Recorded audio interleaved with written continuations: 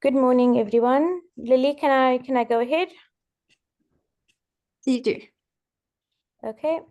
Good morning, everyone. So before I do official opening remarks, just to let you know that this meeting is being recorded and it will also be live streamed on our Facebook page. It is a public dialogue, so just to note that. So good morning, everyone, panelists, participants. On behalf of SALO, I extend a very warm welcome to each of you for joining us today for our virtual public dialogue titled Lessons Learned by the Region and South Africa from the South African 2024 elections and its electoral and political system. So SALO has a very proud history of facilitating critical conversations and contributing to peace and security across the region. And so in aim of continuing that tradition, we be having this dialogue and offering a platform to reflect and analyze the recent South African elections and its broader implications on the Southern African region. And so we quite happy to have a distinguished panel of experts with us today. Tendai Shepherd Mbanje, regional governance and electoral expert, Preeti Hofmeyer, manager at Education and Training Unit for Democracy and Development, and Safuda Sadik, a senior policy strategist. So these esteemed panelists will provide insights into various themes, including reflections on the May 2019 elections, the role of the IEC in ensuring transparency and accountability, regional perspectives on the electoral year, and the challenges and recommendations for electoral reform within SADC. So as we reflect on the South African elections, it's essential to also consider upcoming elections across the region.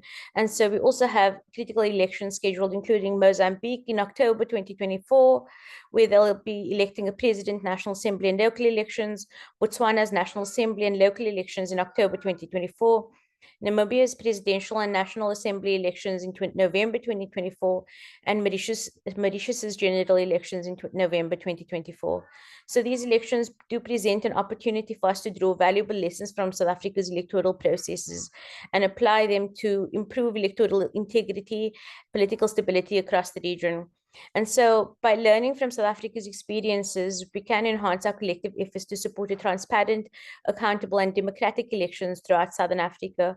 And so just to note, we're also particularly grateful for our developmental partner, the Constitutionalism Fund, whose support has been instrumental in making this event happen. So thank you to everyone for taking the time to participate in this important dialogue.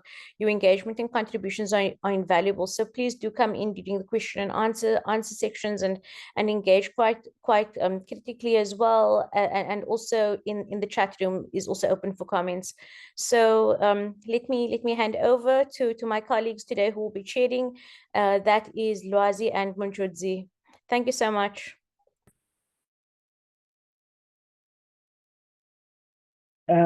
Thank you, Fozia, for quite an informative introductory remarks, which makes our lives easier as co-chairs with Lwazi in terms of not having the need to explain why we are here. But let me take this opportunity to welcome everyone to yet another SALO discussion, a platform where we try to reflect, but more importantly, look forward to what it is that we can do better in terms of advancing democracy, ultimately advancing people's lives. And elections in this region have been quite a mixed bag over the years. We know that in some countries, they have become a source of conflict with the possibility of threatening even the stability, not just of those countries, but of the region. And from time to time, we have seen SADC and member states engaging to try and contain the fallouts that came out of elections. And once in a while, we have seen a break from SADC in terms of just being able to be brutally honest with the state of our elections. I think the Zimbabwean case last year was a big departure from what we have seen.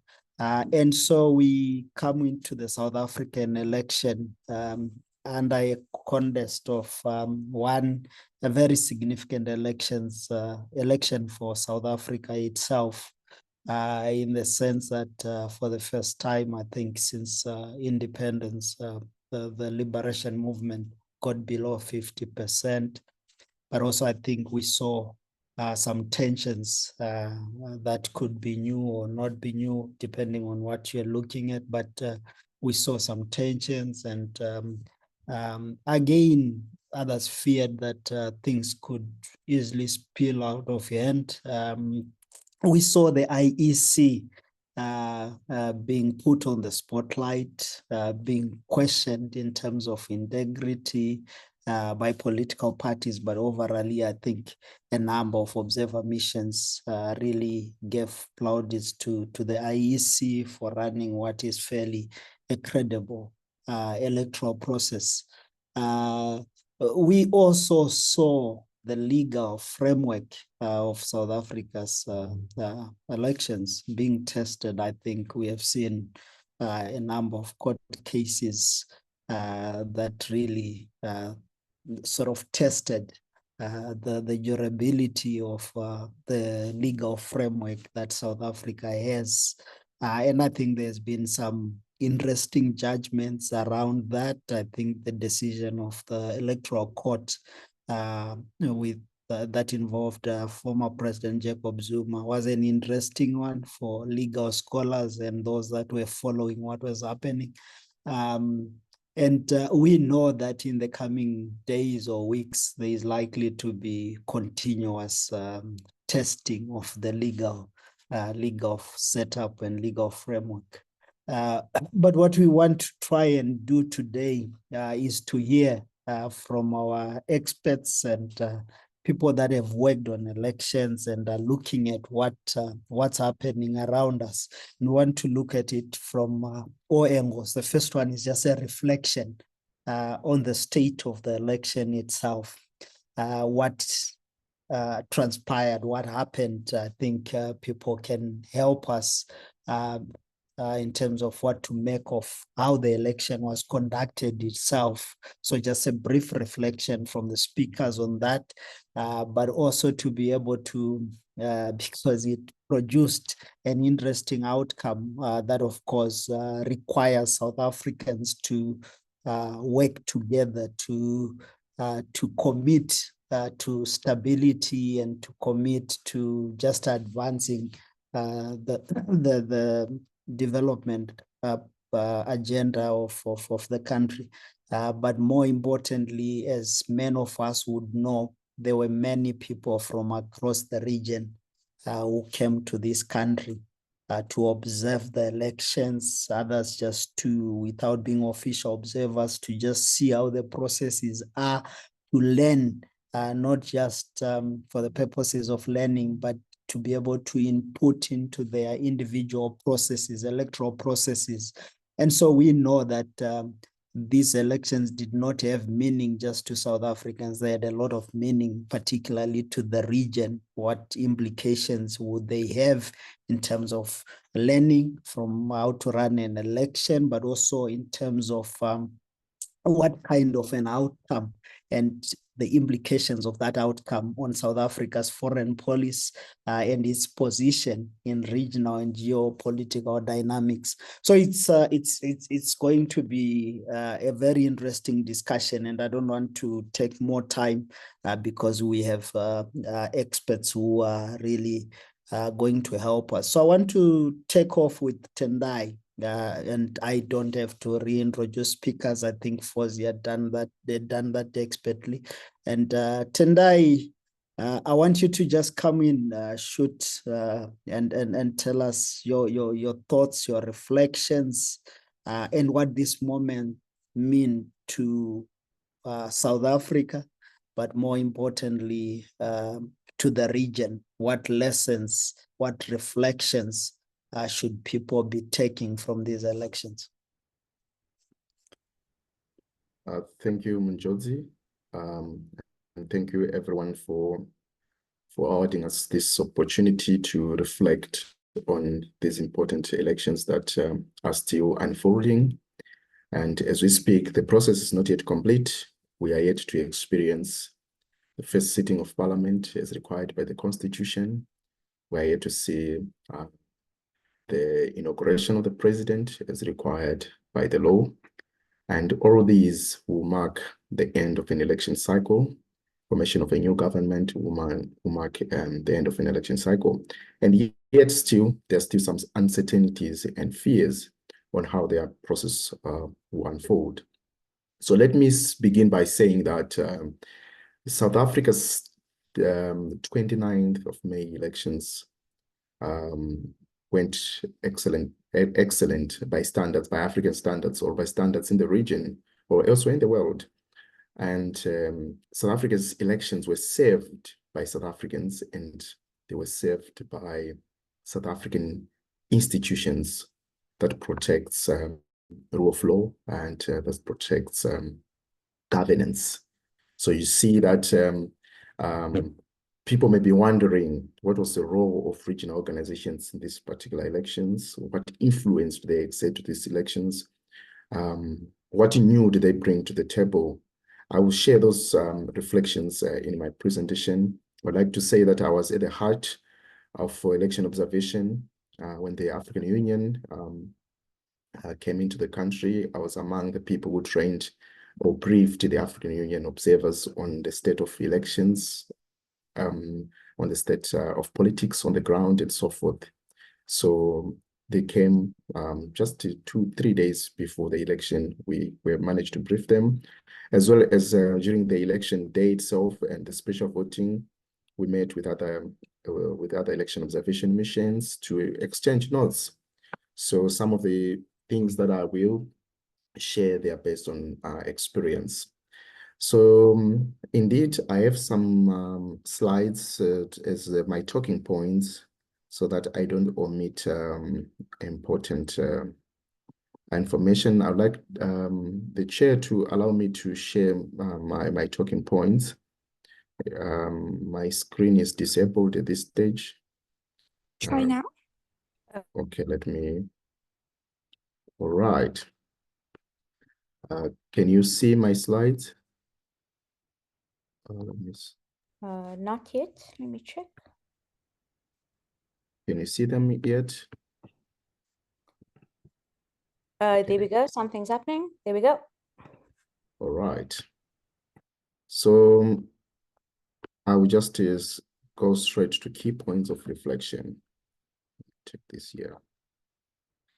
So I'll reflect on the 29th of May elections and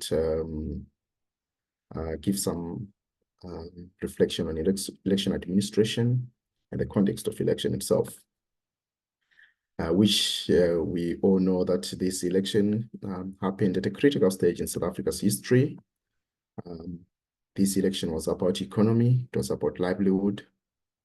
South Africa was experiencing or has been experiencing severe economic challenges exacerbated by the impact of COVID-19, which at the heart of political parties' manifestos reflected the need to resuscitate or revive the economy, rebuild the economy, as well as issues affecting young people, youth, unemployment, and so forth. These were at the heart of the election. Immigration issues, they were also debated severely among political debates. I'll reflect on IEC preparedness, the role of the IEC in maintaining transparency, accountability in the electoral process. Indeed, there has been questions around IEC preparedness, logistics particularly, but also there have been merits in terms of how the IEC conducted itself. I will highlight that. And we see a new trend in the SADC region, which started with Zimbabwe, I would think, highly litigated electoral processes. We had about 18 cases now, if not more, from our tracking that were brought before the courts of law, electoral related matters, which shows that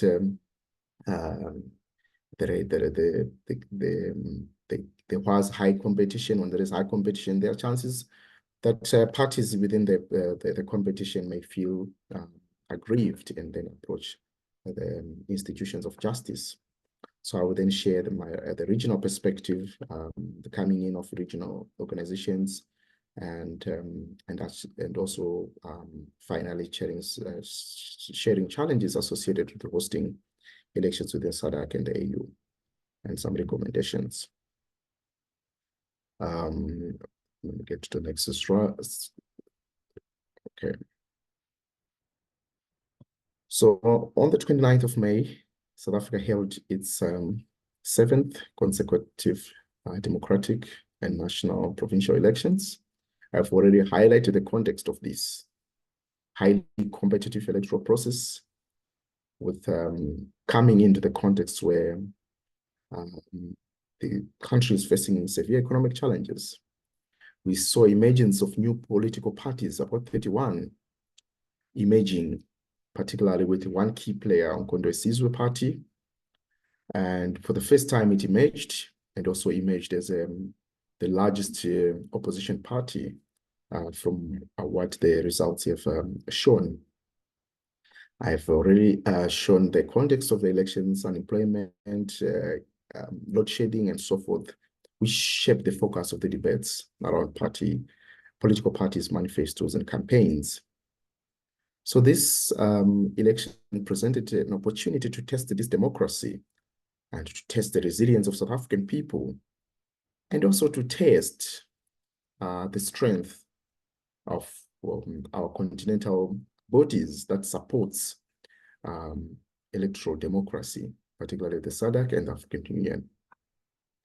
Yeah, so this dialogue, as I have indicated in my opening remarks, that it's happening when the electoral process is still underway, when the process is not complete, meaning that there are some aspects of the election cycle that needs to be completed.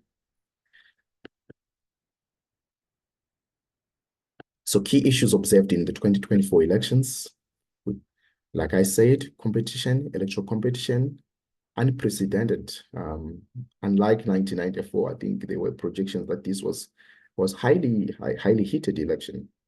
And also we see that the IEC adhered to its electoral calendar. That was a key observation among electoral stakeholders. We saw for the first time the attack of the IEC, as mentioned by the chair. But what is interesting, that the attacks of the IEC by certain political parties did not have any significant. It was insignificant to the outcome of the process, and also the IEC was tested its strength and emerged stronger, I would think. It demonstrated professionalism, adherence to constitutionalism among attacks. I think that we applaud the IEC for being exemplary to African independent electoral commissions on how to contain and manage political pressure. We saw that IEC demonstrated maximum transparency in communication, even in very difficult circumstances where election technology was failing or was experiencing some glitches. So we observed various aspects of the electoral cycle that I've not mentioned, from voter registration, nomination, and so forth. All those stages, campaigns, and so forth, they were quite successful, with very minimum reports of violence and so forth, which we applaud the South African people and the South African political parties for good work. So I will dash to... Attention, please. This is an emergency. Wow, sorry. Please leave the building by the nearest available exit. I think there's an alarm on my side. Njoti, do you mind to get another speaker, then I will continue? That's okay, Tendai. I think that's fine. I can mute. Trying to mute myself. Okay. So I think that I'm not sure if Fozia or Lily, you are able to remove the screen sharing for Tendai. Okay. Thank you. So I think what we'll do is we'll come back to Tendai when he's ready, but let's move to BT very quickly. And it would be good to hear your reflections, but more importantly, I think to just help us, what does this moment mean? We have seen the results. We see the negotiations that are underway.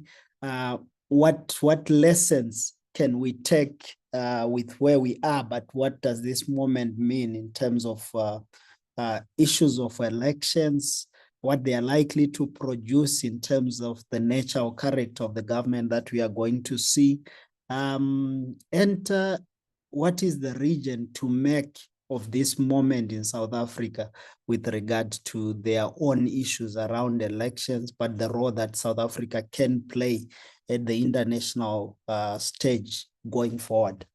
BT. Thank you very much, Chair. I'm sorry for the interruption to Tendai's input, but I think one of the things he started with was to say that this election is about jobs, economic development, delivery, the post-COVID recovery. And I think that a lot of us, especially those in political parties, forget every time that when you poll voters on anything, it comes out as jobs, economic recovery, infrastructure, service delivery, corruption. Those are and crime in some areas. Those are the big issues that the voters spoke about. The fact that they spoke in a very confused way in some ways, in splitting their votes between left and right and populist left and populist right and so on, is something we have to decipher afterwards, and make sure that whatever constituency you serve, you read the signals right, because the signals can very easily be misinterpreted at this point. I think we are in a crisis in the whole SADC region economically. South Africa is in the worst crisis in the whole of Africa and one of the worst performing countries in the whole world. We, at the same time, have got a cost of living increase, and we, at the same time, have got a deterioration in service delivery, mostly because the fiscus does not have any money to spare because of low economic performance. Now, if you take all of that out of the picture, you can easily go to a very populist position and say that we need a very sharp step to the left to deliver to our people and to listen to our people. But you could just as easily say that actually the vote is probably more center than left, ignoring what happened in KZN with MK, which I'll talk a little bit about. Okay, for me, we are the first liberation movement in Southern Africa, SADC, that goes under the 50% margin. And that is a very, very important point for us. In South Africa, the ANC has been in government only for 30 years, unlike MPLA, Frelimo, and SWAPO, who've all been there for much longer. But we are the first one to go way below 40% for the former liberation movement. I think that is a very, very significant moment. And I know that all the liberation movements are watching this with interest. And I hope that certain lessons can be drawn from what is happening. The first one is, of course, that without taking the economy seriously and without taking delivery seriously, especially to those who most need it, you cannot claim to be a liberation movement forever, and you cannot stay in power forever. You have to deliver. And things like corruption and the economic crisis has undermined the capacity of the state to deliver. I also think that a very important thing is also what Tendai and others have referred to, is the capacity of the institutions in South Africa. 10 years ago, we really saw undermined institutions in terms of critiquing and questioning the IEC, the courts, the media, Parliament itself, and so on. And I think that this election has been a victory for South Africa's institutions, that despite quite serious, what sounded like threats from people who did not like the election results, nothing happened. Every court case, the courts decided on the basis of the law and the Constitution. Every threat of boycott and so on, Parliament decided to fulfill their mandate regardless. Even the media, which the ruling party sees as very against it, has really stepped up in the last few days and tried to clarify issues around all these government of national unity and coalition and minority government options for every one of us. So I think our institutions have anchored a very, very stable response to what is really quite a big transition when your liberation movement goes out of power for the first time. I think the only real winner in these elections is the MK party. I think it basically showed up as 40% in KZN, 4, 5, 6% in the country. It did not perform very differently from that. But none of the other parties, like the IFP, the ANC, the DA, were ready to listen to the polling. People could not understand where it was suddenly coming from. I think one has to understand MK quite well, and a lot more research and interviewing and engagement will have to be done to really figure out what is at the root of it. Because it's clear that there's some radical economic transformation forces in the ANC that have defected to MK, but it's also clear that it's really a socially conservative movement and not a radical movement in many, many different ways. And it's a difficult bunch to hold together. So how long it survives and what its end policies will only become clear after it's elected a leadership and it's had a conference. Some negative tendency seems to be that they do believe that they got a majority of the votes and that they were robbed in some way or another, in spite of not being able to yet produce clear evidence to that. But it is a strong faith within the MK. I think in terms of some of the implications for us is that when we choose where to go now, we need to choose a path that will open up the way for more investment and economic development. And that sounds very conservative because it is to some extent. Investors want peace, they want stability, they don't want people threatening to overthrow the government, especially not people who want to nationalize industry and the mines and so on. So it's an unstable period unless the ANC as the leading party can establish a stable government as soon as possible. And to establish possibly a government of national unity or some kind of coalition or some kind of minority government in a time of 2 weeks is quite phenomenal. Even in Sweden in the last election, in a very, very stable democracy, they took about 3 months to establish a government after the election. And I think this is a constitutional amendment we may have to look at to give us a little bit more time to set up government. So at the moment, basically, the former governing party has got a choice to move to the left, which is a very uncertain and cloudy left in terms of the EFF and MK and populism and so on, to move to the right, which would be just to go in with the DA and set up a government of sort of economic stability of some kind, which will be a very, very contested government. They chose the route of opening it up to everyone and saying anyone who is prepared to work on these 4 or 5 or 6 different things, which we all have in our manifestos, is welcome to come and contribute. That's a very strong position to set up because you will have a very big footprint among the people of South Africa, excluding perhaps KwaZulu-Natal. So it's very, very likely that that center, the ANC plus the center, will set up something stable, either as a government of national unity, or if others, sorry, I've been asked to start my video. Let me do that. If others are prepared to come in, it will be very interesting. But there's not a clear, easy path for the future in KwaZulu-Natal. The problem there is that the sort of MK plus EFF plus NFP will get just over 40 of the 80 seats, and ANC plus DA plus IFP plus NFP would get just over 40 of the seats. So NFP, a 2-seat party, has basically become the kingmaker in that province.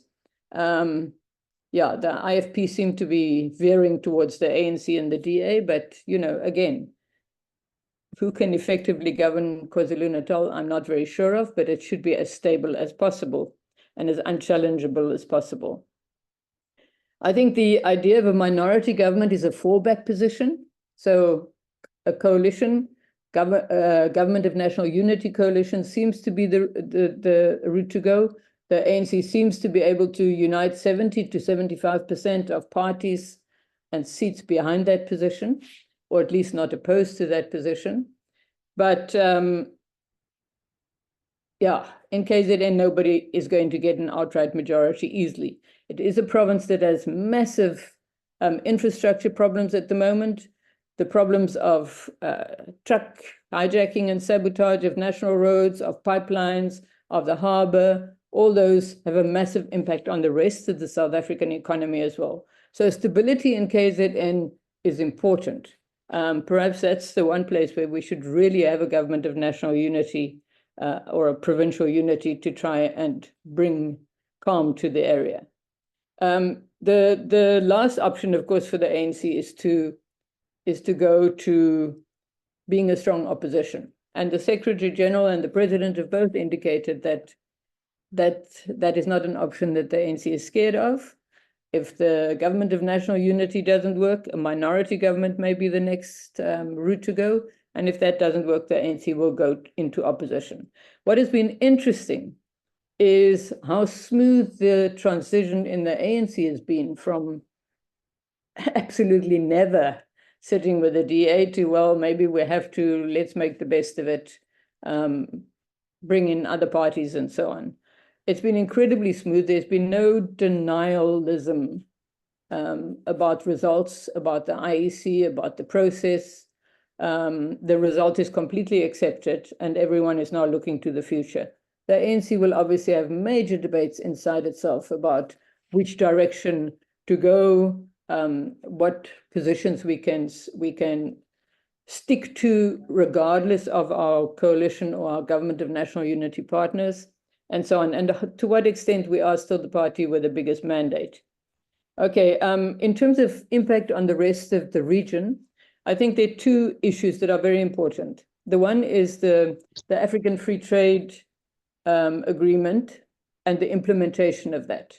If the free movement of goods and people are bottom line principles for that, the fact that so many parties in South Africa stood on an anti-immigration and anti-refugee ticket is a very, very big warning sign for the whole of SADC. And I think that it's a difficult issue for the ANC to take a left or more progressive position on when most of its partners are to the right on that issue. So that's something that will have to be handled with great care and also with great sensitivity to the region. I hope that we will rise to that occasion as well. Okay, let me stop there and say that, let me just say that this whole setup is still vulnerable to instability. And that is why, even if we don't like the judgments of our institutions, we really have to respect their place in this game, including the IEC, the courts, Parliament itself, what happens to our cabinet, and the parties that become part of this coalition. Anybody who is into brinkmanship or grandstanding or driving us over a cliff will have to be dealt with and chucked out of any kind of ruling arrangements. There's no space for people to destabilize the government from inside. It's a very, very tricky place we're at. And I hope South Africans have the maturity in all parties to give it the respect it deserves and the effort and the tolerance that it will take from all of us. Thanks. Thank you so much, Betty. I think you really give us a clear picture of where we are, and that this is a very difficult or a delicate moment for the country, and that it will require of many to be really sober and to sort of push the national interest more than egos and what would benefit individuals. And I think I want to bring in Sephora from there. That as you can tell, it's a difficult moment, and one of the things is when you are looking at the negotiations that are happening, the discussions in terms of how to form government, whether a GNU or a coalition, and of course people are learning a lot as well during this moment. Some of the things that we might not have learned, the differences between a coalition and the GNU, and many other lessons I think that we'll get from here. But the question is, are you seeing political parties thinking short term in terms of just the need to form a government now for stability, or in terms of the discussions people are looking at what it will mean for them in the next election? And that it doesn't matter what happens today, but we must ensure that we are able to survive after these 5 years, or when the local elections happen in 2-3 years or so. What have you been picking? And in terms of stability, I think the questions around KZN are really a delicate moment, even as you try to negotiate for the national government. That province would, of course, be a very difficult province to negotiate around what happens. But just your thoughts on that. What are you seeing? Are people focusing more on the future, or people are really being balanced on the need for stability today? But I also want to hear your thoughts on what do you see as likely to be the prevailing scenarios from the scenarios that we had briefly from BT. What are we likely to see? But what would that mean in terms of South Africa's place in the region and on key issues around the geopolitical positions that South Africa has been leading and pushing for? But also just generally, what key lessons, if we were to ask for 3-4 lessons that you think the region should draw from this South African election, what would those be? So Comrade Sephora, please do come in. And when you're done, I think we'll move back to Tendai. I think by then he'll be ready. But as Sephora is coming in, I'm hoping that those that are in the discussion are preparing inputs, preparing questions, but also just being able to enrich the discussion. Some areas that the speakers might not touch on, let's make it as engaging as is possible. So after Sephora, we'll go back to Tendai, but from Tendai, we'll open up for discussion. Let's try and look at every angle in terms of reflecting on the lessons that we can get from this election. Sephora. Okay, thank you, and good morning to everyone. And thank you, Comrade BT, for your input. I don't have to say, I'm covered by everything you've said. BT and I were joking earlier that we're probably going to end up talking about similar things. I'm gonna, in terms of the IC electoral processes, etc., I'm not going to dwell on that too much. And I remember a previous SALO dialogue on democratization, where I kind of concluded my input by saying that the IC in South Africa has proved itself and continuously improving the way it works, and had ended my input in that dialogue saying that in terms of SADC and Southern Africa, that it might be a good idea for there to be some kind of dialogue between the IEC and the electoral bodies in the SADC region. So I'm not going to go into that.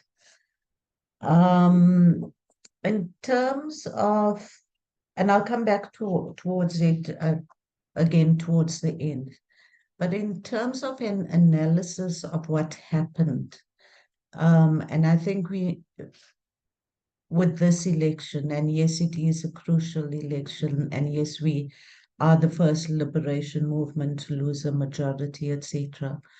I do think we need to look at how did that happen and why did it happen?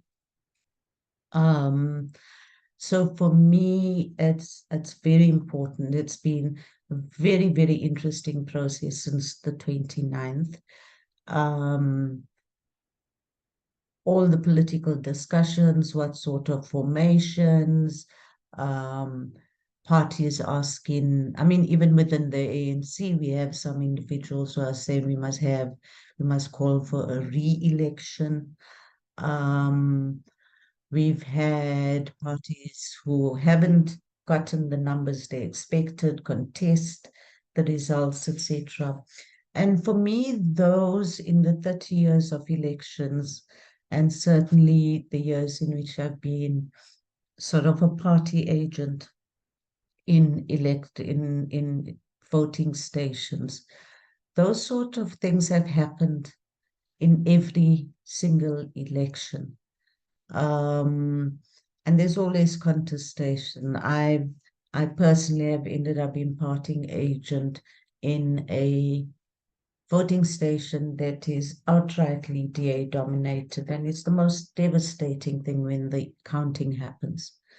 And you know before the counting even happens, you know as you see the queue, you know when I stepped into that voting station at 6:30 in the morning when it opened, I knew that I would probably leave the next morning with the pain of watching my party, the ANC, not getting enough elections. So I think we need to look at the election from that perspective as well. And for me, it would be a lesson for all other liberation movements in the SADC region. And BT, I think you kind of made reference to, you just touched on it, you made one point on the issue of liberation movement and political party.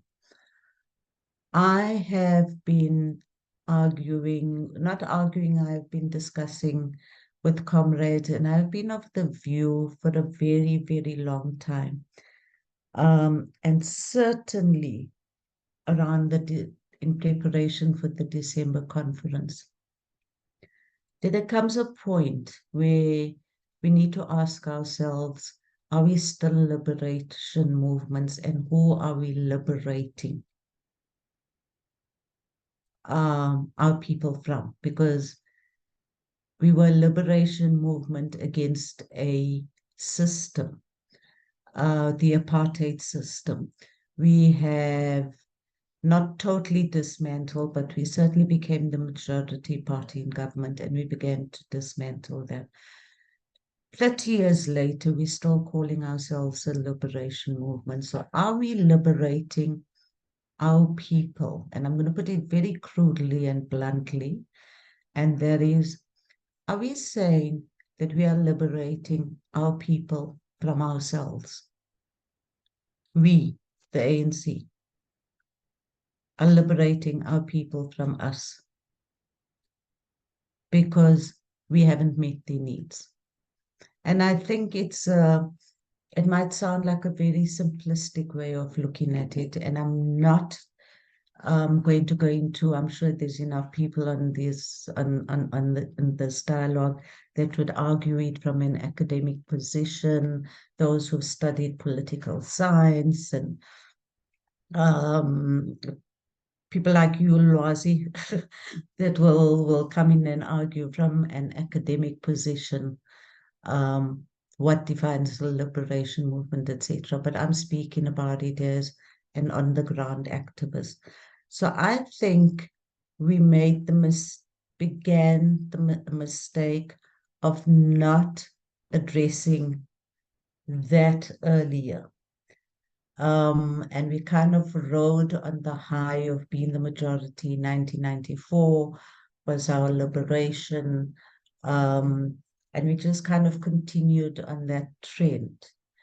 And I think in continuing on that trend, we have placed far too much emphasis on politics and democratization and addressing the socioeconomic challenges of our countries respectively, that we have narrowed our focus on those issues to an election. And we have in some ways become liberation. I don't even know, are we a liberation movement? Are we a political party? Whatever it is, but our formation that we work purely from one election to the next election.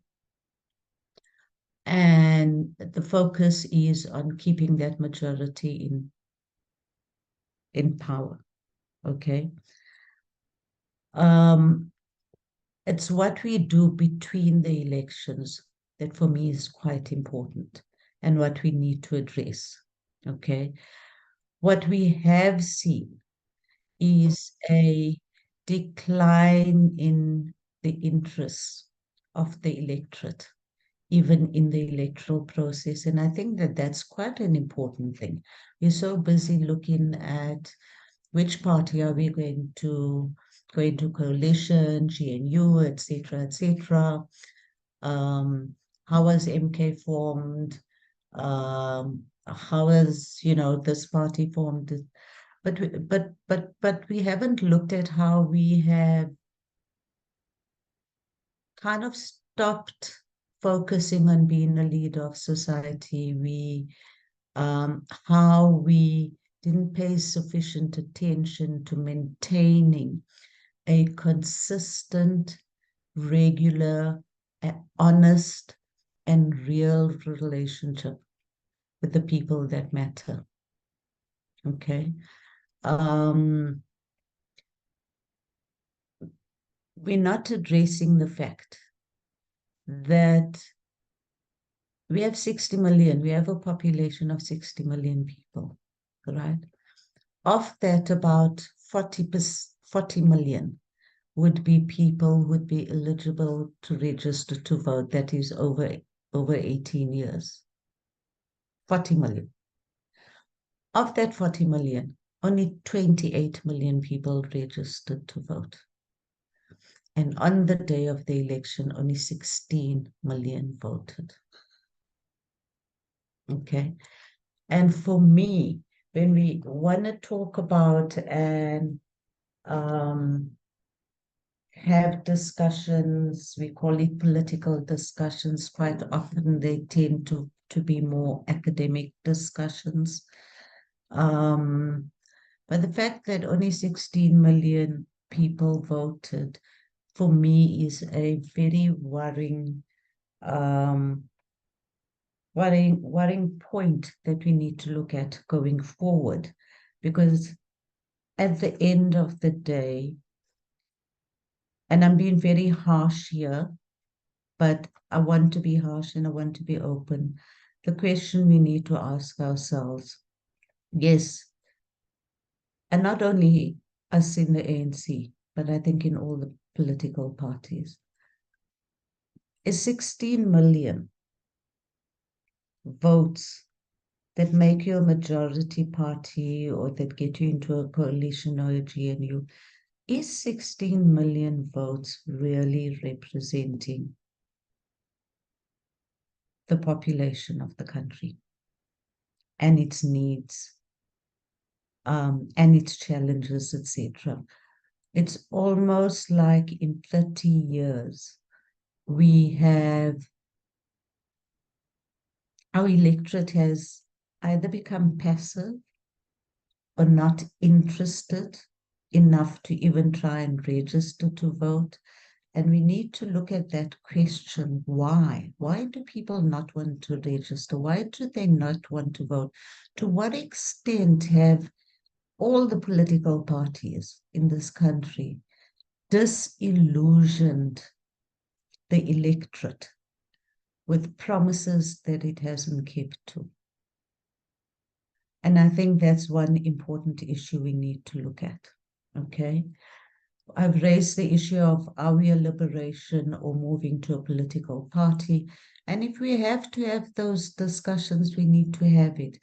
But it's not if. I think we do need to have those discussions, then that may change what happens going forward from on a number of levels. One is, I think it will give us a much more clear election program and manifesto.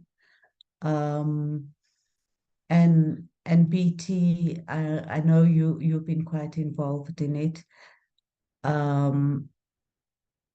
And as an ANC activist myself, I've become tired, and I don't know if other ANC activists have become tired, that all the documents we produce, whether it's our January 8 statements, whether it's our election manifestos, etc., are the same.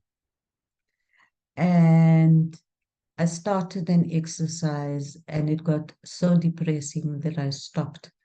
And that was just going through, and I did it for January 8, where I went through January 8 statements every year. And I did about 5 years. And I thought, every year we're saying the same thing in different words. If we look at our election manifestos over the past 30 years, we need to ask ourselves, what did we really say in this election manifesto that is different and that would give people a different, very clear program of action, a very clear commitment. So for me, those are key issues that need to be addressed. We need to address the fact that we have not dealt with the main issues. And I'm not talking socioeconomic issues, but the issues of the quality and the caliber of the people that are now in leadership in the political parties across the spectrum. Okay. And the political careerism that has emerged. I think that, again, we need to acknowledge. In 1994, when we went into government, we were on the ground activist. We did not decide at an early stage we will get involved in politics because it'll eventually lead us to be in parliament and then give us ministerial positions or chief whip, etc., etc. And I know that when I was put on the list, one of the first things I did was ask for a meeting because I wanted to know what it meant to be a politician. And I remember the meeting very clearly where I was saying, well, it means X, Y, and Z, and we do this, but you're going to kind of learn on the go. Okay. So for me, 1994, what have we done since 1994? How have we gradually eroded support? We lost a majority in this election, but the signs have been there. And BT, I think you yourself, certainly in all the training courses you've been doing within the ANC, the signs have been there. These issues have been raised, but we're sitting with a leadership that's not listening, okay, and not addressing those issues. I would raise questions about the election strategies that we are using and who we are speaking to. I think this election has shown not only the ANC, but all political parties who, after their door-to-door campaigns, would kind of end the day exhausted, but on a complete high, that the door-to-door campaigns, they went and showed that people were going to be voting ANC. And clearly, the door-to-door campaigns is not working. So again, I go back to what do we do between elections? where and how do we engage? Okay, how do we get politicians to engage more directly? There's been a lot of talk, and I think an acknowledgement that being a politician is a career choice at this point for people. It's not an activism choice. Not for everyone, for most people. It's not about activism. It's not about going in there to make change on the ground. It's not about, getting into trenches and making your hands dirty. It's about getting into a position at a high level, wanting to be a minister, wanting to be a standing committee chairperson, the horse trading that happens, etc. We're looking at MKP and the formation of the MKP. I think that it's important for us in the ANC to acknowledge that a number of people within the ANC did not leave the party but remained strong Zuma supporters. Okay. And so I don't think that we must see the AMK as I personally don't believe that we must see the MK party as a completely new party, or that it took votes away from the ANC. The very cynical or critical side of me would even question how many of the current ANC carrying members who have continued to support Zuma throughout these years. I need to wrap up. Okay. So for me, that's quite a key issue. I think that looking at who we coalesce with and how we work, let us also acknowledge things. BTU and Manjusi spoke about foreign relations, etc. We in the ANC have currently adopted, just before the elections, we adopted a migration white paper that is totally xenophobic. SALO itself prepared extensive input into that. So when we look at those issues of are we going to go this way, are we going to go that way, what is to the right, what is to the left, etc., let us look at some of the things the ANC itself has done.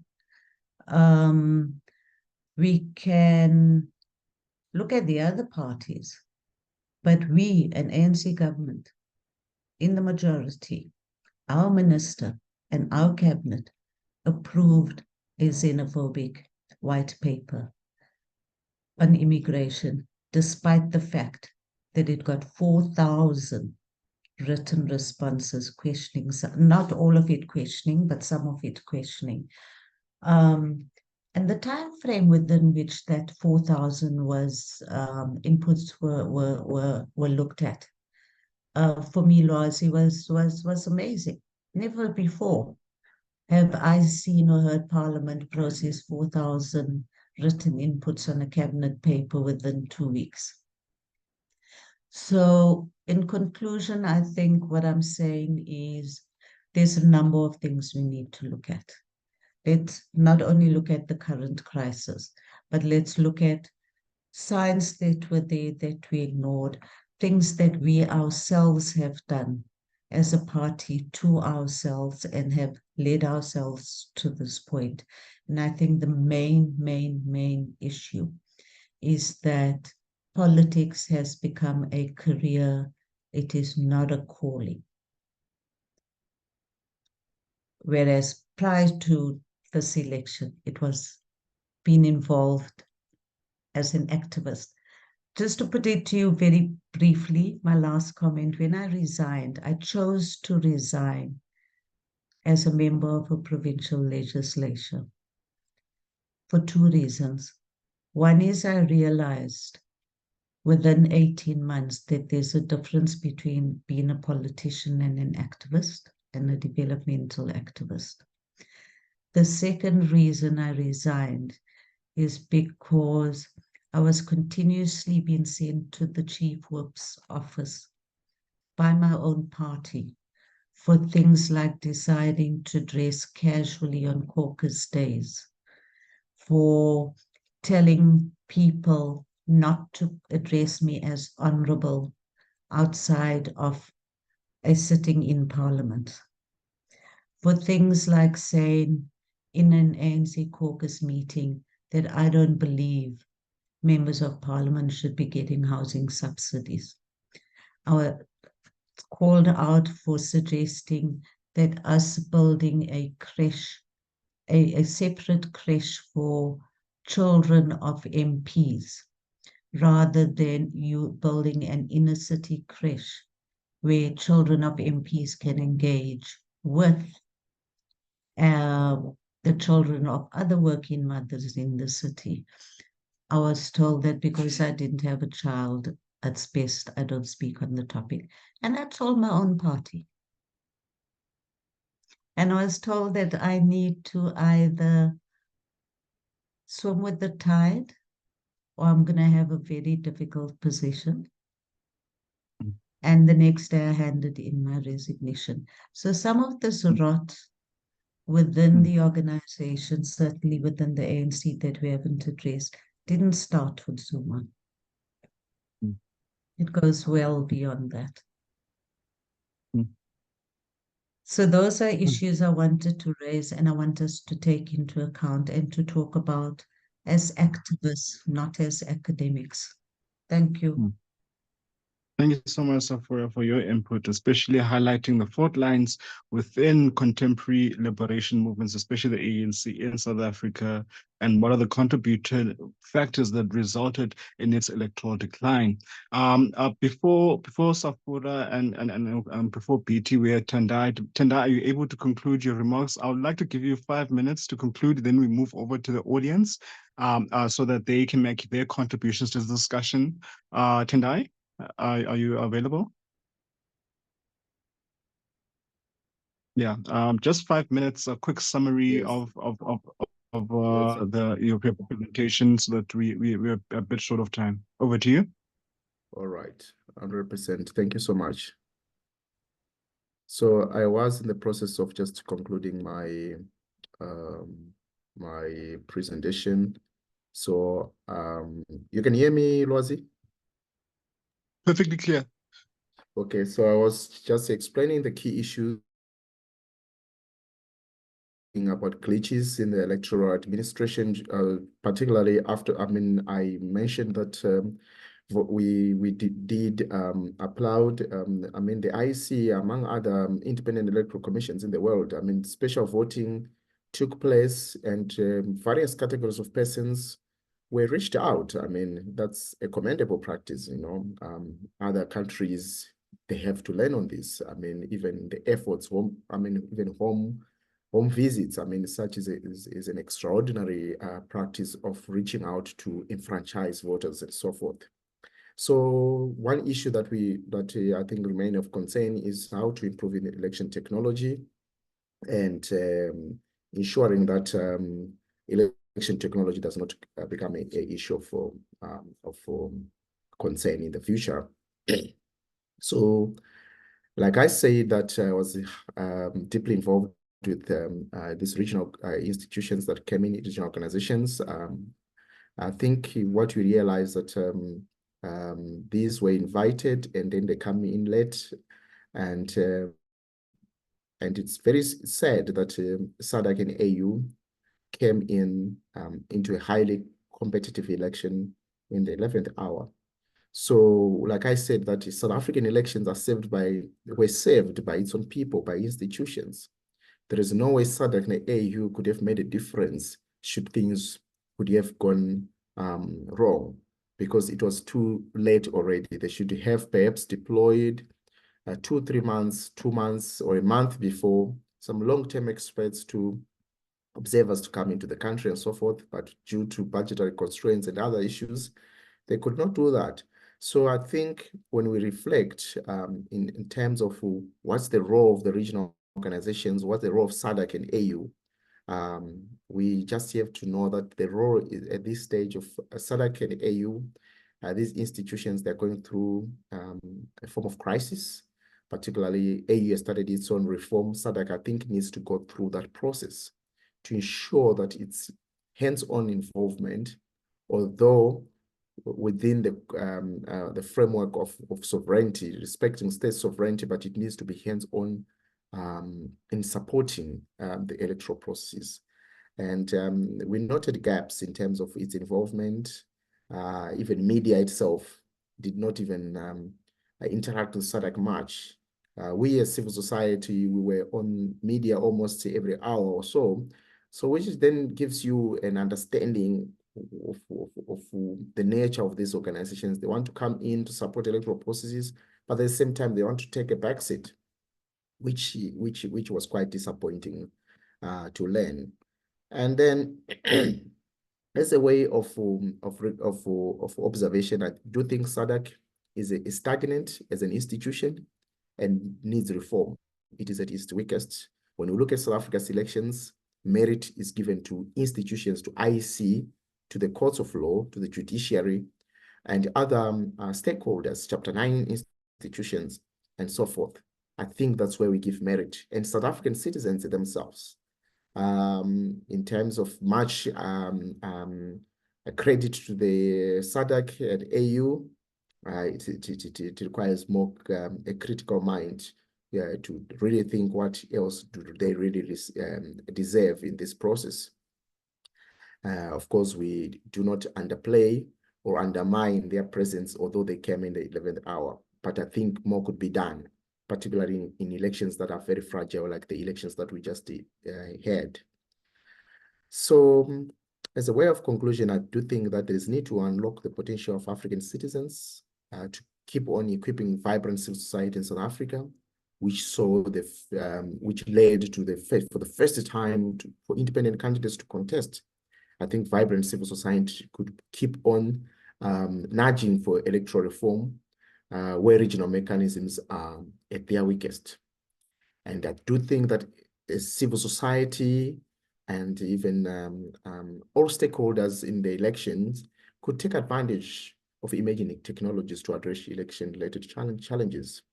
And on a positive note, we realized that there were fears of use of AI in this election, but Media Monitoring Africa, they just mentioned that there was one incident where AI was used, but not of a severe magnitude. So I do think that there is potential to unlock more opportunities in using emerging technologies to allow political competition and also to allow democratic processes to unfold. And there is more need to keep nudging the regional organizations, the mechanisms that we have within the SADC and the AU. They really need to be strengthened. At this stage, they are at their weakest. I think I arrest my submissions at this stage.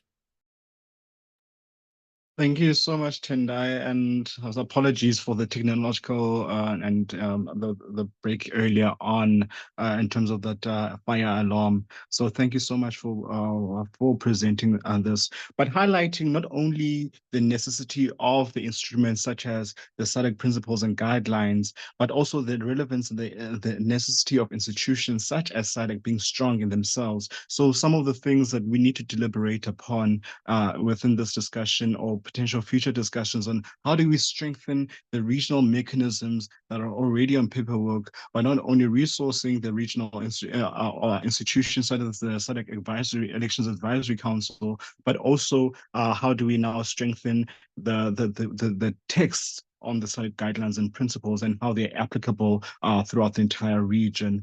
An important point that came from these elections, while I wait for people to raise their hands and have their contributions to discussion, and I want some our audience members, the people that are participating in this discussion, to think about, is number one, the ANC being the second liberation movement to fall below 50%. As we remember, in the 2008 elections in Zimbabwe, where global peace agreement was negotiating following violence after the electoral process between Morgan Tsvangirai and Robert Mugabe, the global international actors had to step in order for a government of national unity to emerge. More recently in Lesotho, where they took proactive steps as political parties into formation of a government of national unity. And what we see currently with the African National Congress in South Africa is inviting potential stakeholders in a government of national unity to make the presentations and to join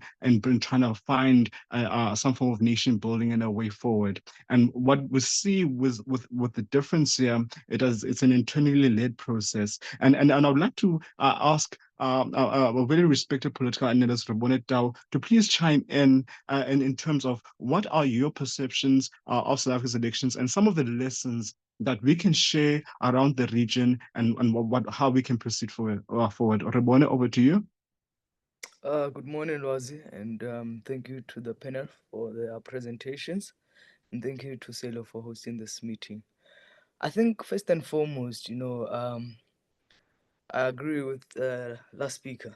I mean, this was a South African vote, and I was saying to a few people that, if you look at how South Africa is so calm after this election, it's so amazing that, South Africans just continue with their lives, and it's because the people have spoken in this election, and also it's good to see the ruling party, the ANC, like even getting getting below 50%, have accepted these outcomes, and there's, if you talk to those, who follow the markets, and how the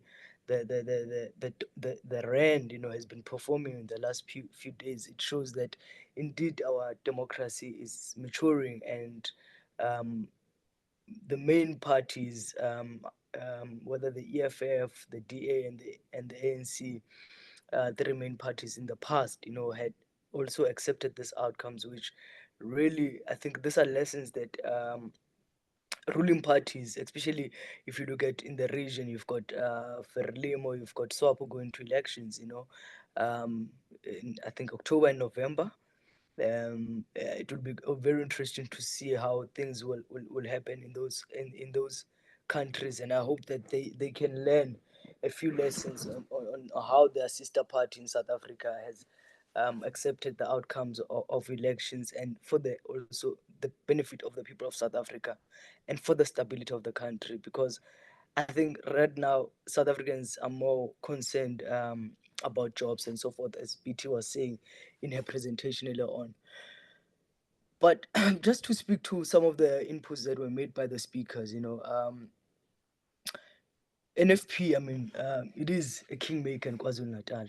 And if you do a comparison, you look at Johannesburg, a party like Patriotic Alliance, was a kingmaker in Johannesburg. And that's how the DA lost the municipality to this minority government that is led by Al Jama, the municipality, So we might, and interesting, Zuma yesterday met with the leader of the NFP, So I was saying to some, even in the ANC this morning, that it will be very interesting who will NFP be loyal to, whether the alleged coalition between ANC, IFP, and DA, or might this change after his meeting with Zuma? We don't know. It is going to be very interesting as we monitor this process, because we don't know what Zuma has promised the IFP leader in yesterday's meeting, and whether he might move with the ANC and the other group. But also what is very interesting, to see that also the mayor of eThekwini has been redeployed to the NCOP. What does this mean in terms of ANC dynamics in KwaZulu-Natal, because I think it's going to be very interesting to see also how the ANC moves in that regard, in that province. And I agree with the last speaker, when she mentions the figures of how many people registered to vote and how many people voted. And I think that's what most parties are really missing, because they're not being scientific, to say even if there's been these declines, but the reality of the matter is that most South Africans did not vote in these elections, and this was, we thought, based on what the IEC was saying immediately after elections, that this might be a big turnout of this election, but only to see that actually it's a low turnout compared to 2019 elections. But the two parties actually that grew in these elections, and we are not talking about them.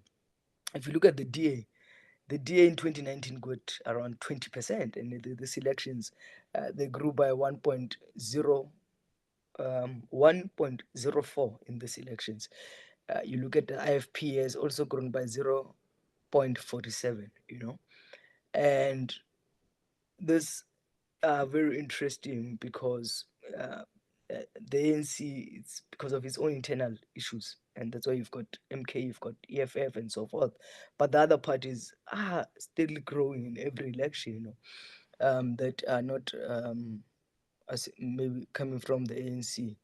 And the last speaker is correct. I mean, the MK party is not a new party; it's an RT faction that has left the ANC. You know, just like if you remember with the Youth League, it was a Youth League faction that followed Julius Malema when the EFF was formed.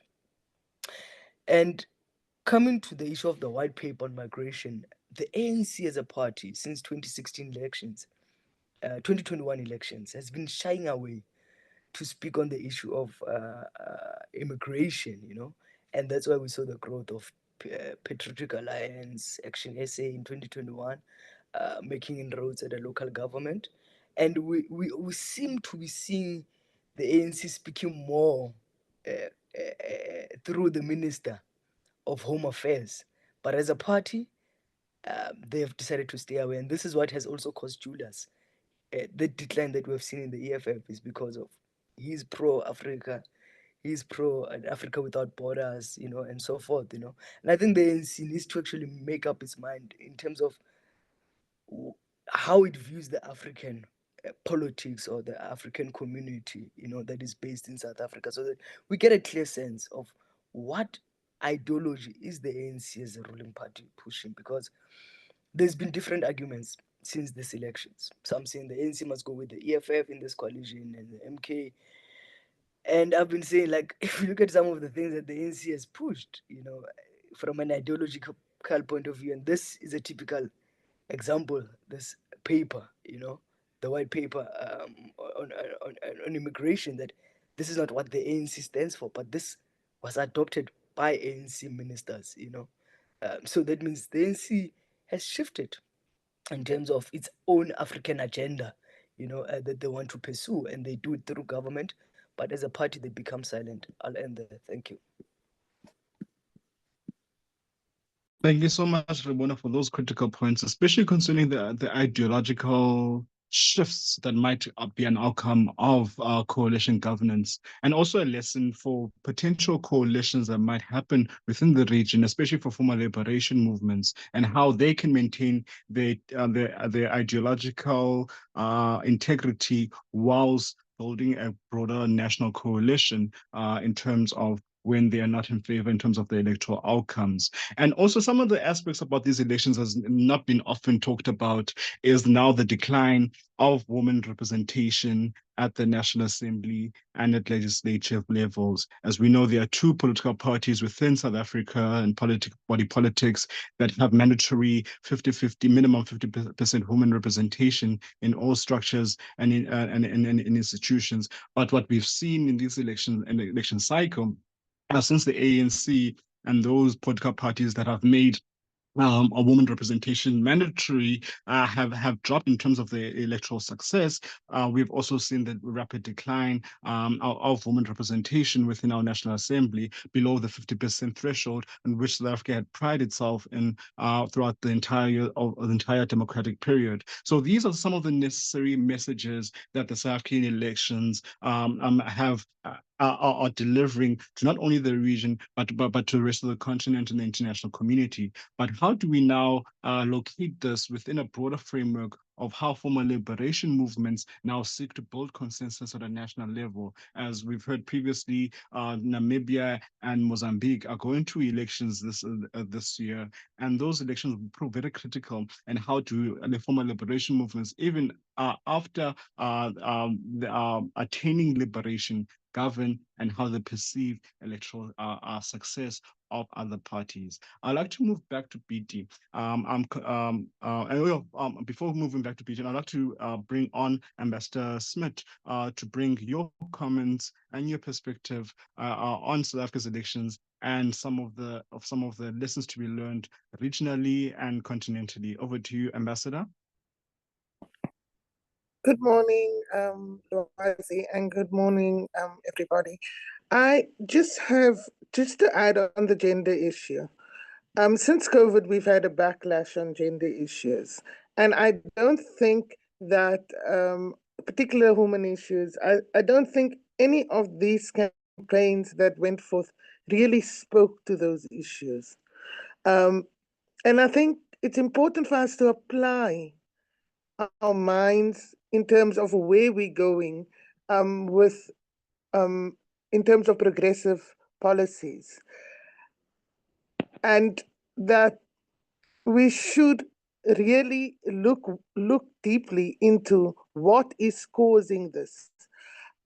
If you look at the former liberation movements, the only one we have been seeing a retention or an escalation of women has been in Namibia. As you know, the current president after the passing of the late president is a woman, and that is the candidate. But also there is from my engagements, there's still huge activity happening where women is actually playing a fundamental role. So as political parties in South Africa, we should really ask ourselves, why are we going backwards in terms of the gender issues? And does this mean that the gender issues will now really become minimum even in a government of national unity? It will find itself on the back footing. And so some work seriously need to be done in terms of putting it back on the agenda, but also getting to the point where we actually implement what we decide on, because much of this is just talk. And we have grand policies, but there's clearly lack of implementation in that regard. I thought that is a very important point to make. And then secondly, I just want to add to what Safura mentioned in terms of the continual apartheid divide.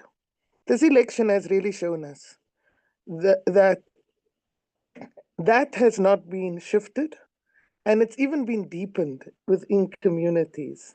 One of the things that in addition to that, we've also been building a truly classist system, because the haves and the have-nots, the inequality gap has grown substantially.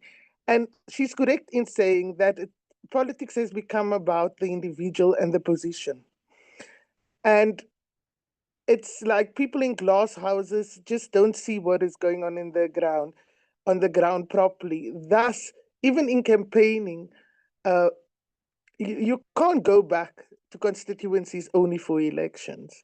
If you look at the Singapore system, where there's constant report backs and people are taken into confidence, I think government, the former liberation movements need to be, even those in power or whoever's in power, needs to really take its citizens into confidence on exactly what is going on and take them along, even if it's challenges, and not be aloof in communication.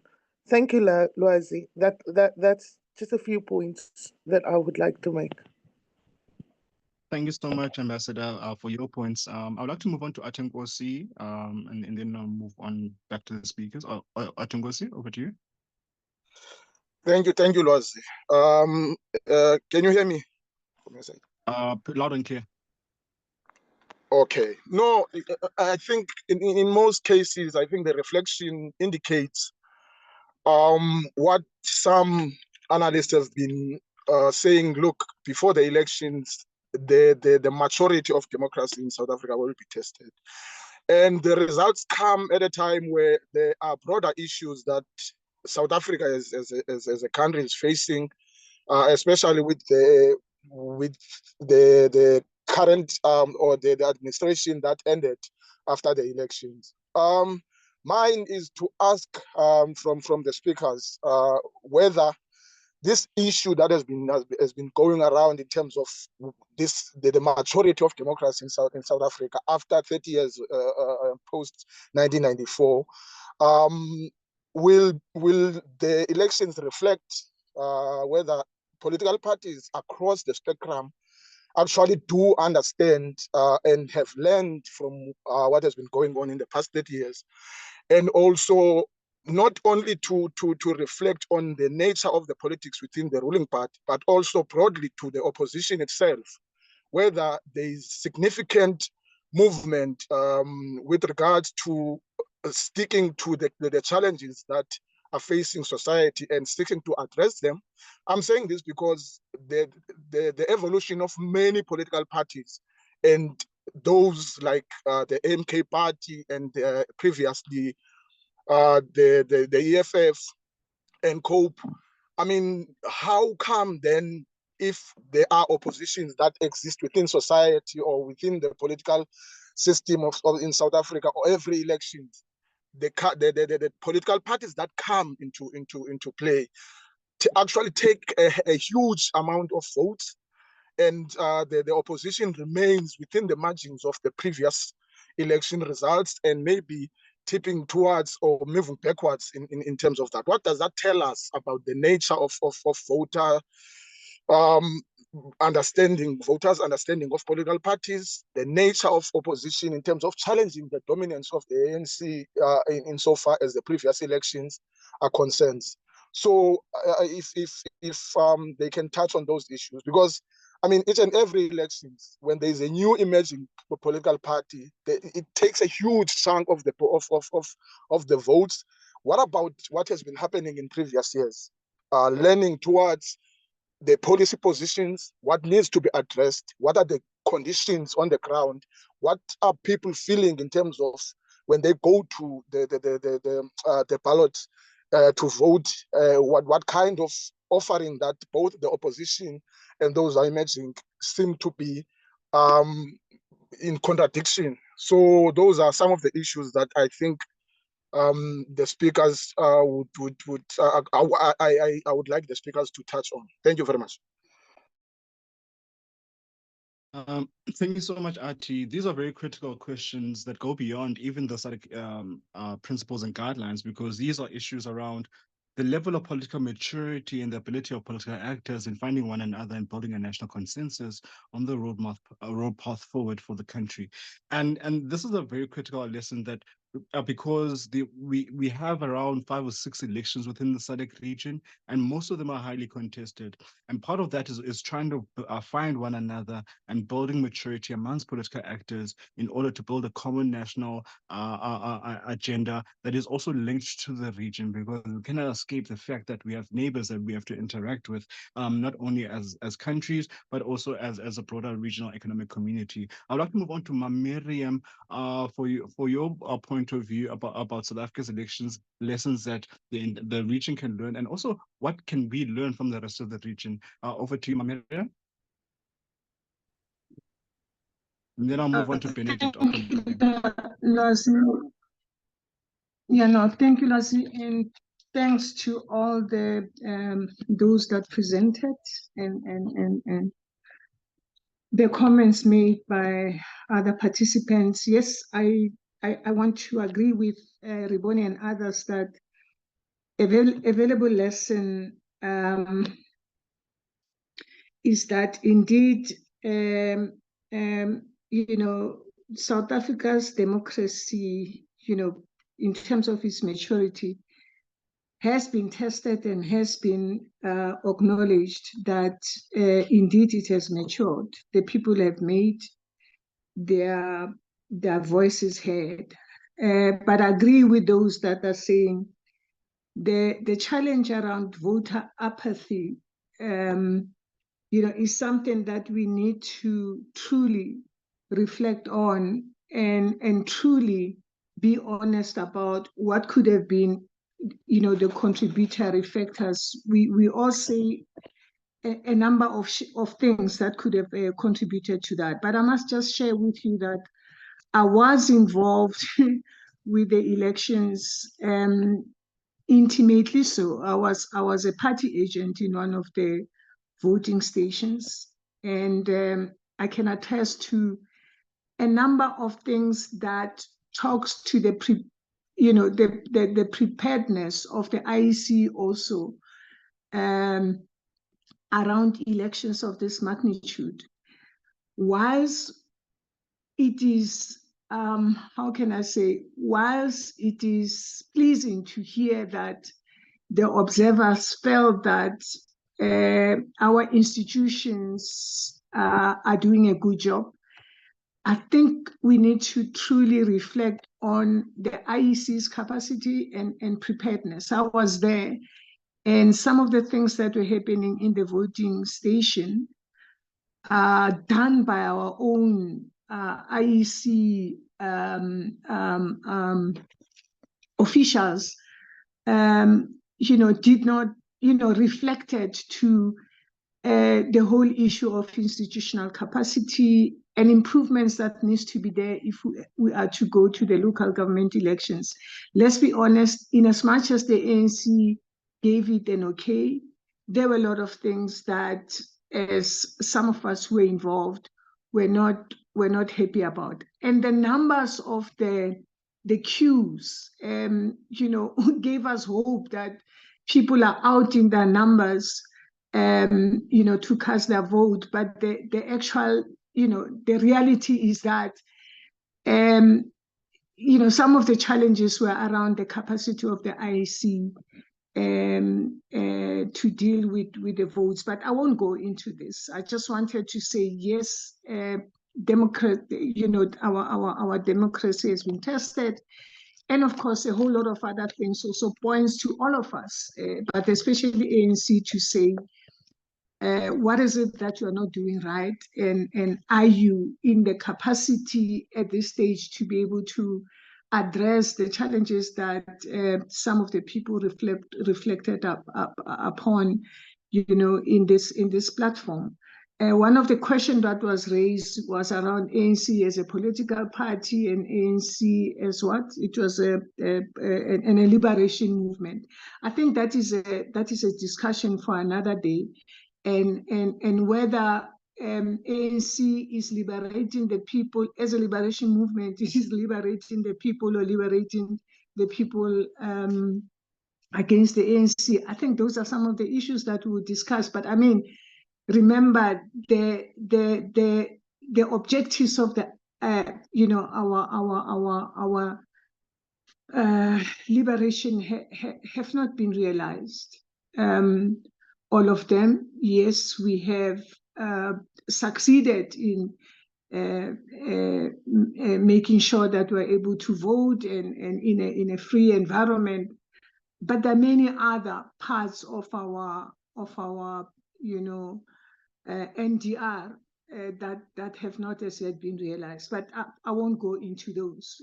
I think I need to thank SALO for creating these platforms where we reflect honestly, but also say what are the lessons. Clearly the lesson for the region, are that there were predictions that there's going to be violence and, South Africa is going to be unstable for quite some time. So, here we are. People are accepting and people are saying you need to work together as coming from different political backgrounds and ideologies in the best interest of the South African people. We're still trying to find each other. Yes, the discussions are wide and wild, but we're getting there. The process is unfolding, as somebody said, that until those processes are completed, the elections would not be complete. But I really have to say, for the region, no one was arrested and put to jail or killed because they were contesting elections, or they were, it was free and fair, and with very little violence in the country. It is something that we fought for as a liberation movement, and we should be proud of. But there's a lot that we still need to do, both as the ANC, because I belong to ANC, but also as our institutions, so that in future we present more credible elections, but also voter education. I'm not sure to what an extent the IC, including ourselves as various political parties, had assisted in educating our people. I picked up a whole lot of things as we're even counting the results to show that some of the voters didn't know what they were there for. But anyway, thank you. Thank you so much, Mama, for such a frank reflection of the past elections and some of the lessons that can be drawn from the South African elections, and also reminding us the necessity of institutions, especially election management institutions, and how they provide credibility to electoral outcomes, and how support for such institutions. We must remember the Independent Electoral Commission in South Africa had to implement a basically new electoral system as an outcome of a court judgment that allows independent candidates to contest elections at both at a provincial and national government level. So implementing such a system within a space of a few months, coupled with reduced fiscal budgets produced for the IEC, had created a situation that was really difficult. And even through those challenges, the National Elections Management Body, maybe have future discussions about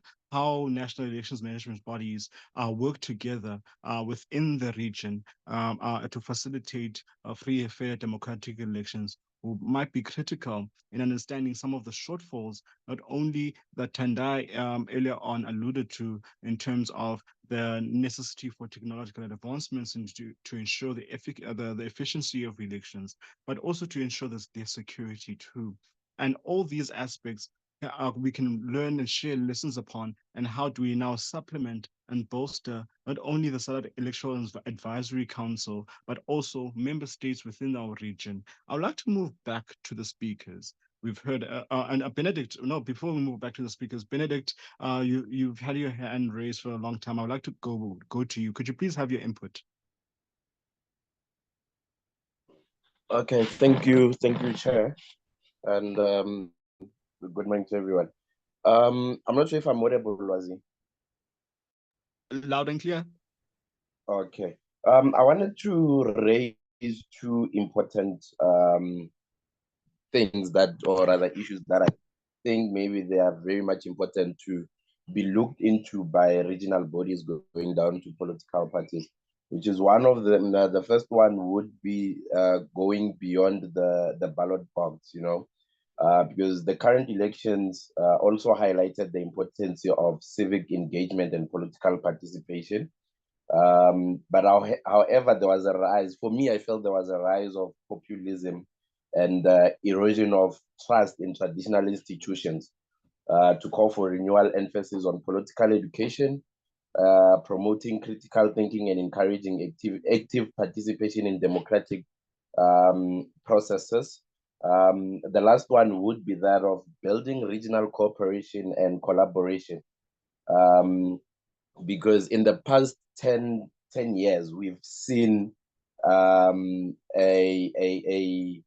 we've seen our people, or rather the citizens of South Africa, lacking trust on in our democratic institutions, such as your IEC, your courts, because they feel, or rather believe, that politicians have taken over those institutions. But other than that, we need to work on collaboration in terms of inter-regional collaboration on election management, voter education, and strengthening democratic institutions to foster stability and good governance. That's what I wanted to that's the input I wanted to give. Thanks, Lwazi.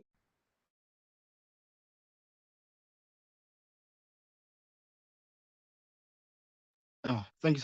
I was on mute. Thank you so much, Benedict, for your inputs, reminding us about the importance of institutions. So even Tandai was raising earlier on the lateness of the election observer missions. We saw the similar issues, even though Zimbabwe's the SADC election observer mission report in Zimbabwe was very critical. But one of the shortfalls around the mission was the timelines attached to the mission and the criticalness of such SADC institutions, along with the African Union, in providing legitimacy to electoral processes. And if the legitimacy making methodology is flawed, then the legitimacy itself is flawed. So how do we now, as regional actors, civil society, and taking on board political actors, to reform these regional institutions in order for them to be strong enough to provide support to not only to national elections management bodies, as we will see later on this year in terms of the elections in Namibia and in Mozambique, but also in Madagascar. But also, how do these institutions play a role in supporting democracy within our region, in line with not only the SADC Treaty, but also with the SADC principles and guidelines towards democratic elections. But I would like to move on back Koketso, you want to chime in a little bit, Koketso? Good morning, everyone. Thank you very much, Lwazi. Good morning to you too. My comment will go with regard to participation of the youth in this democracy. Why is it that our youth do not participate in this democracy? They do not see the importance of being part and parcel of this. It is quite appalling that we find that our young people do not even understand what democracy means. And again, I want to emphasize on the issue of voter education. During these elections, I've also participated as I was working in the PCO, that is the op centers for the ANC. And one of the things that we picked up was people just don't have interest. And when you go to do door-to-door and everything, you ask young people, why are they not registered to vote? They will tell you, there's no need. I don't see what difference it will make even if I vote. I feel that it is very important, not just to a particular organization, but to all political parties, that our people understand what the struggle and the revolution meant. Why is it's important that they cast their vote? And I still want to go to the point of race, because you will understand that if you look at white people most of the time, they do not engage in anything that may happen during this era or anything. But when it comes to voting, everyone in their households, they go and vote. And the election results have proven to us that we still have racial votes. And amongst us, even as Black people, we still have tribalism amongst us. As much as it can be the factions and the issues of who and where in the ANC. But if you look at like the Patriotic Alliance and the ANC in the Western Cape, because I'm based here in the Western Cape, that's then you see that we still have racial votes. How do we combat that situation? Where do we get to defend our democracy? How do we teach our young people the importance of participating in this and being part of it and taking our country to the next level? Because I love this question that is posed, that is the ANC now a liberation struggle or a political party? Where do we stand? What is the ideology in all this? So that young people look at themselves. You look at now, like parties like Rise Mzansi, you ask yourself, is this going to be an academic thing? Where is this leading us? So even young people end up being confused in the midst of this. And you look at that now, indeed, it's no longer a calling, but a career. So that is just what I needed to clarify, that there is a huge confusion within our communities. Thank you, Lwazi. Thank you so much, Koketso. And maybe we should even ask the role whether political parties, whether in South Africa or regionally, speak to the lived realities of young people within this region. And especially whether or not political parties are providing that political education that's necessary to inform young people of the electoral outcomes. So even the Constitution places a role of political parties as part and parcel of providing voter education for people.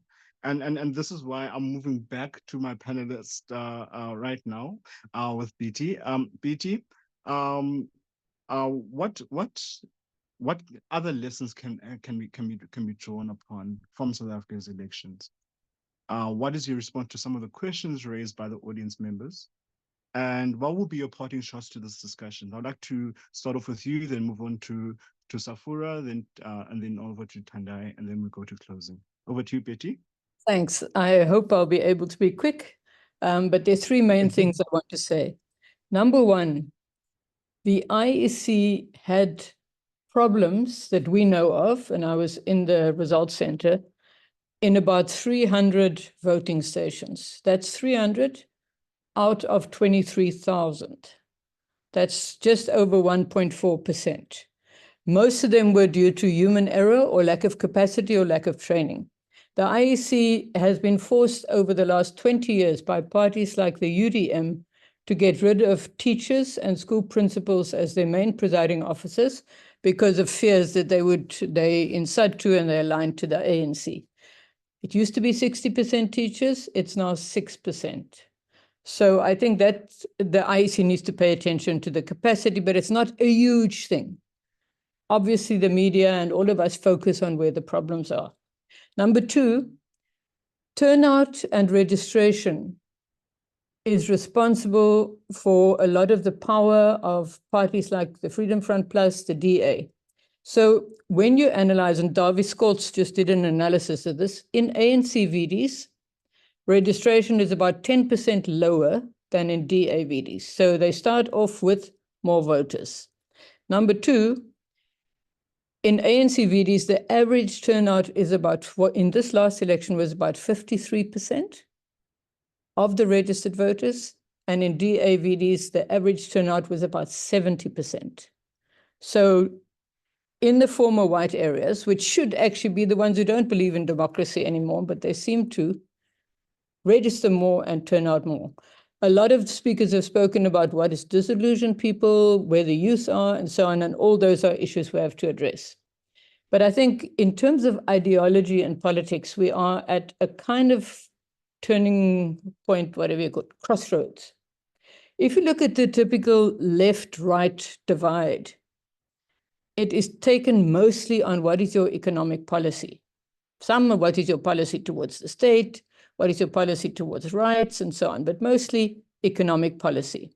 And the ANC has been solidly on the left-hand side of the spectrum, if you take the cross of a cross as left, right on economic issues.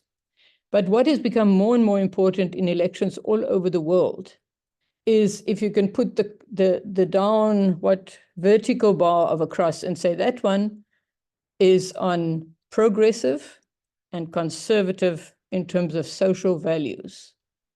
And I think what is happening now is the ANC has always tried to be a broad church that can have communists, liberals, Christians, Muslims, whatever.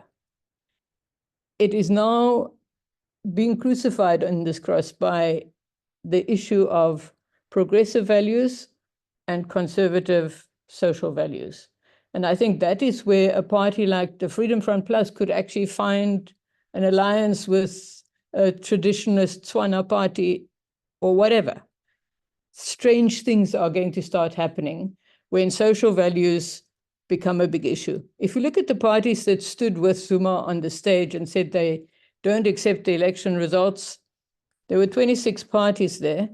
Only 4 of them ended up with any seats in parliament, but most of them were these small pop-up Christian parties, traditional leaders, former friends of Zuma who's been chucked out of the ANC, whatever. But what a lot of them have in common is they are very, very conservative on gender issues, on LGBTQI issues, and on migration issues.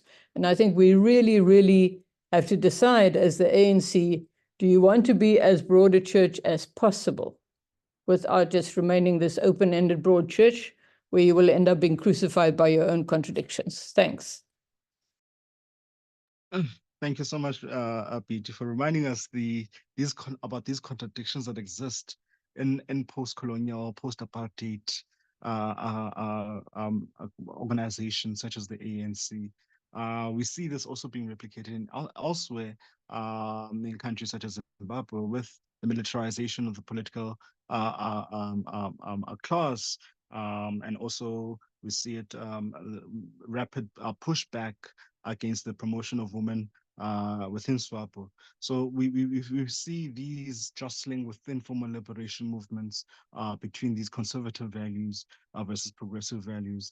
And this is something we might have to touch on in a later dialogue, which is very important. So I thank you so much, BT, for your contributions in this dialogue. And thank you once again for your work in promoting democracy, not only in South Africa, but throughout the region and internationally. I would like to move on to Safura for your parting shots and some of the responses towards some of the questions, as we and in your point and what lessons can not only South Africa take from the rest of the region, but also what the region can take from South Africa's recent elections. Over to you, Safura.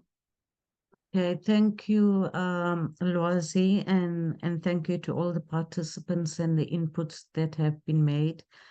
I think my parting shots would be, again, looking at South Africa and perhaps lessons that can be learned from how the ANC, as the majority party, and given its history and everything else that has been said about it, its willingness and its ability to look at some of the changes that need to be made. So Comrade Carmen and I were just chatting around the issue of whether we have great policies, and the problem is implementation. And I'm saying, and I think what I was saying in our input is that, yes, we have some of those things on the surface, but I would certainly not call the new white paper on immigration a progressive white paper at all. Yet it was passed by an ANC cabinet. The disjuncture between the ANC's progressive policies and some of the policies that I've had to work on, and the contradictions, the lack of progressiveness in some of those policies,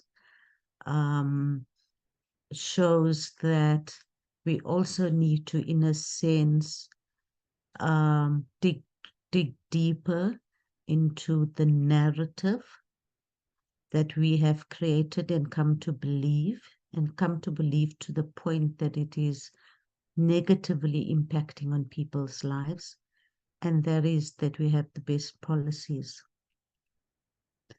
and the problem is implementation.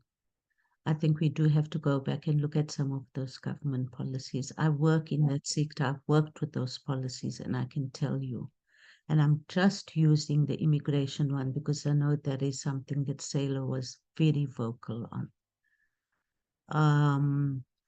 When I look at policies that have been put to cabinet and I look at the contradictions in some of them, I look at the fact that we produce, in some departments, you'll produce a research paper and put it through cabinet as a white paper, and it gets adopted by cabinet. So the problem's a lot deeper, and we need to look at that. We really, really need to look at that. Around the issue of youth involvement and youth activism, etc., I do think it's a critical issue we need to look at. And I think what has happened is that, and with all due respect, and I know a number of you are fees must fall activists, but that the ANC Youth League hasn't been effective, that the breaking ground or breaking bread or introduction to politics for a number of the young people that now constitute the ANC Youth League are the fees must fall. Now, the fees must fall activist and activism within a university institution is very different from activism within a community. And what we have seen, in fact, is that certainly within the ANC, again, the rhetoric and jargon, and some of it rhetoric and jargon, some of it a real commitment to seeing and growing the youth, but we're not doing enough education and training and development of the youth within the political parties. So what's happened is a number of them have, in a sense, followed what exists already, and what exists already is the political careerism path. So it has been amazing, and I think, again, shocking at times to hear that your youth league, for example, before the December conference of the ANC, was engaging with different factions and different lists, saying, we will bring you the youth league vote if you give us X number of positions on the NEC.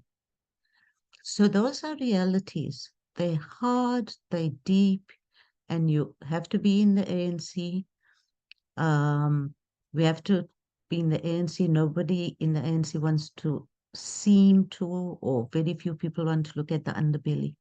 We must also accept that the domain of policy, strategy, and tactics and the way forward within the ANC has become the domain of a very small group of people. And that it's not opened up to the membership. Yeah. All right. You done?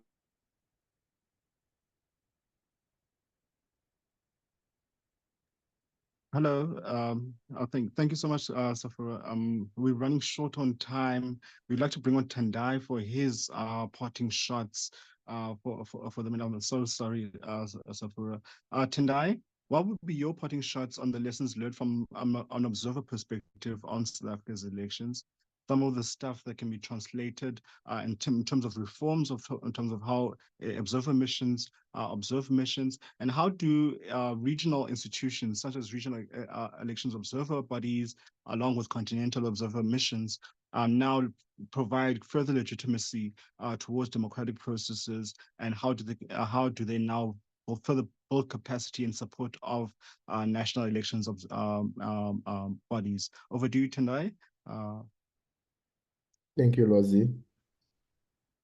I do think that, I'm sorry to say this, that I believe that our regional international election observation missions, they are facing serious challenges, and this challenges stems from the rottenness of the institution, if I may say like that, or the corruption, or how these institutions are being corrupted. I think it's high time that they needs to be reformed. You can't do the same thing over and over and expect a different answer. The methodology needs to be revised. Context-specific approaches needs to be adopted so that they become relevant. One would have expected that the regional bodies could have been hands-on to this critical election in South Africa, which was also giving anxiety to the region.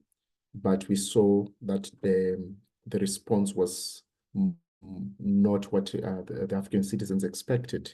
So I think there is need for change of methodology. And also, I think the renewal of the institutions, which entails also new blood, the youth taking over and being given space to drive the Africa we want, the agenda that the continent seeks to achieve. We cannot achieve that with the current people who are spearheading the processes. We can't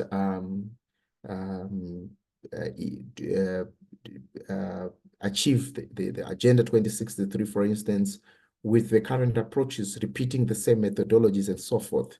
So I think it's high time for regional organizations, for the observer missions to face a process of renewal and to renew themselves from within. And also the African civil society needs to play a significant role to lobby renewal of these institutions. I think it's high time. Otherwise, without that, we'll see a more weakened Africa, a more weakened SADC that does not bear any significant impact to African election processes. What we have learned in South Africa's elections is that South Africa was served by its own institutions and was served by its people. Thank you. Thank you so much, Tendai, for your contributions in this discussion and reminding us the importance of institutions, not only domestic institutions, but regional and continental, in legitimizing not only democratic processes, but finding a means of supporting democratic institutions such elections management bodies. We throughout this discussion, we've been having comments, but one of the more interesting ones, and some of the elections we're looking forward to later on this year, is obviously in Mozambique. And Ines describes the situation there as the following: looking at my country, it will be different from South Africa, because our country still doesn't have an opposition that can stand up to the ruling party, and a lot of work needs to be done by opposition parties. My country, Mozambique, will have a general election this year. For the ANC, it will be a great experience and a lesson. It must rethink a new style of governance for the future.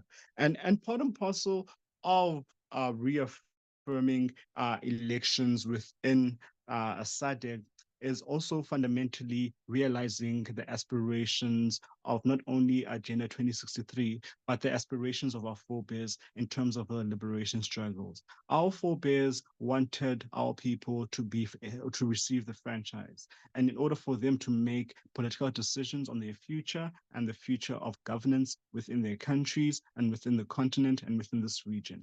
Our role, not only as civil society, but citizens of this region, is to support democratic practices and to support human rights within this region in order for the voices of the people to be heard. Without our critical voices, the people of this region will be left at the hands of not only the political elite, but the machinations of those who seem to stem and calm the tide of democracy within our region.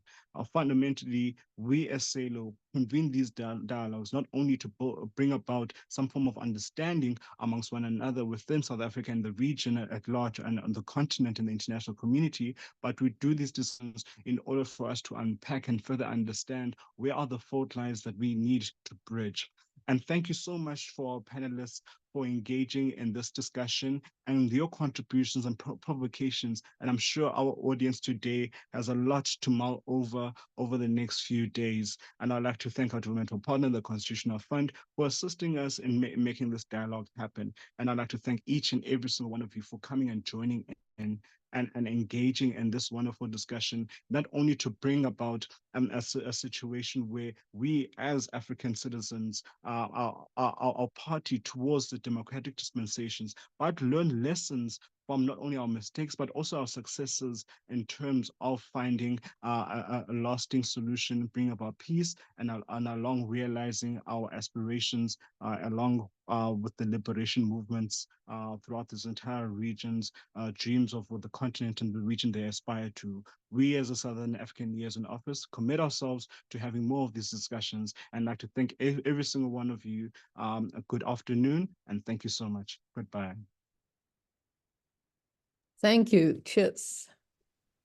Thank you. Goodbye. Thank you. Thank you. Bye.